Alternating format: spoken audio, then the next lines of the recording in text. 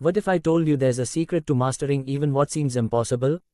A hidden wisdom from a Roman emperor that could transform the way you approach life's challenges. Many of us have faced moments where a task or goal seemed out of reach. It might be a skill, a language, or even a personal aspiration. Marcus Aurelius, the wise Roman emperor, believed in the power of persistence, urging us to practice even those things we've despaired of mastering. Imagine this: Marcus Aurelius, a man of immense power and wisdom, was more skilled at controlling his horse with his left hand, even though he was right-handed. The reason? His left hand was more practiced. This simple fact holds a profound truth. Think about the goals you've abandoned, thinking they were beyond your capabilities. What if success lies not in immediate results but in the persistence of practice, regardless of the outcome?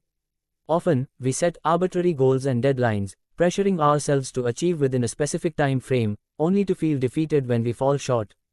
But Marcus Aurelius teaches us that time does not factor into good work. It's the labor, the effort, and the dedication that truly matter, not the immediate rewards. Consider the farmer who plants seeds, nurturing them with care.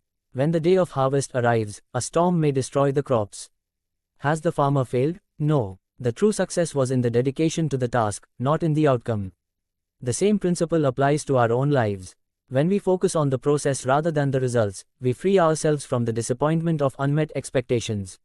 Yet, the mind loves to throw excuses at us when things get tough. We often convince ourselves that certain goals are unattainable, but this is just a distraction from our true path. Some people seem to master multiple languages or skills effortlessly, while others struggle.